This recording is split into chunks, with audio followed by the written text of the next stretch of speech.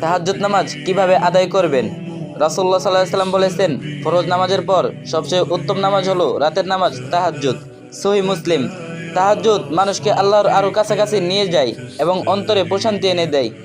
এই নামাজে রয়েছে এমন এক শক্তি যা দুঃখকে শান্তিতে এবং ব্যথাকে আশায় রূপান্তর করে।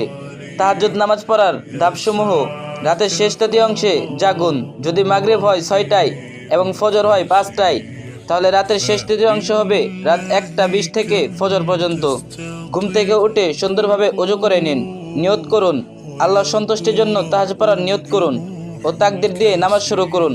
আল্লাহু আকবার বলে নামাজ শুরু করুন। অন্যান্য নফল নামাজের মতো ২ রাকাত আদায় করুন। সূরা ফাতিহা ও অন্য একটি সূরা পাঠ করুন। সূরা ফাতিহার পর আপনি সূরা ইখলাস ও সূরা কাফিরুন পাঠ করতে পারেন। এগুলো গভীর অর্থবোধক ও বিশেষভাবে সুপারিশকৃত। সেজদায় অথবা নামাজ শেষে খালেস অন্তরে দোয়া করুন। আল্লাহর কাছে যা কিছু আপনার মনে আছে, কষ্ট, আশা, ভয়, ভালোবাসা, সব খুলে বলুন। এই সময়টি হলো দোয়া কবুলের সবচেয়ে বরকতময় সময়। সালাম ফিরে নামাজ শেষ করুন। তাহাজ্জুদের পর বিতর নামাজ আদায় করুন। তাহাজ্জুদের শেষে ১, ৩ বা ৫ রাকাত বিতর নামাজ পড়ার উত্তম সুন্নত। কেন রাতের শেষ অংশে নামাজ পড়বেন?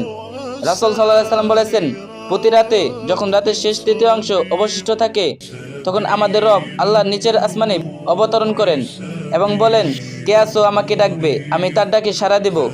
কে কিছু চাইবে, আমি তাকে দেব। কে ক্ষমা চাইবে, আমি তাকে ক্ষমা করব। সহিহ বুখারী। এই সময় আল্লাহর বান্দা সবচেয়ে কাছে থাকেন। এটি দোয়ার সবচেয়ে শক্তিশালী সময়। যদি আপনি নিয়মিত তাহাজ্জুদ পড়তে না পারেন, ইচ্ছা থাকলে আল্লাহ আপনাকে পুরস্কৃত করবেন। রাসূলুল্লাহ সাল্লাল্লাহু আলাইহি ওয়াসাল্লাম বলছেন, কর্মের প্রতিদান নিয়তের ওপর নির্ভরশীল। সহিহ বুখারী। যে কোনো ভালো কাজ করার নিয়ত করে কিন্তু করতে না পারে, তার জন্য পূর্ণ সওয়াব লেখা হয়। সহিহ বুখারী। এক মন ছুঁয়ে যাওয়া কথা। তাহাজ্জুদের কখনো লক্ষ্যভ্রষ্ট হয় না।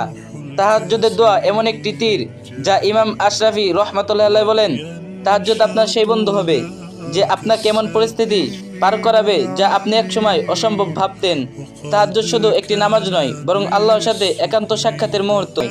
সালাম ফিরে নামাজ শেষ করুন। তাহাজ্জুদের পর বিতর নামাজ আদায় করুন। তাহাজ্জুদের শেষে ১, ৩ বা ৫ রাকাত বিতর নামাজ পড়ার উত্তম সুন্নত। কেন রাতের শেষ অংশে নামাজ পড়বেন? রাসূল সাল্লাল্লাহু আলাইহি ওয়াসাল্লাম বলেছেন, প্রতি রাতে যখন রাতের শেষ তৃতীয়াংশ অবশিষ্ট থাকে, তখন আমাদের রব আল্লাহ নিচের আসমানে অবতরণ করেন এবং বলেন, কে আছো আমাকে ডাকবে, আমি তার ডাকে সাড়া দেব। কে কিছু চাইবে, আমি তাকে দেব।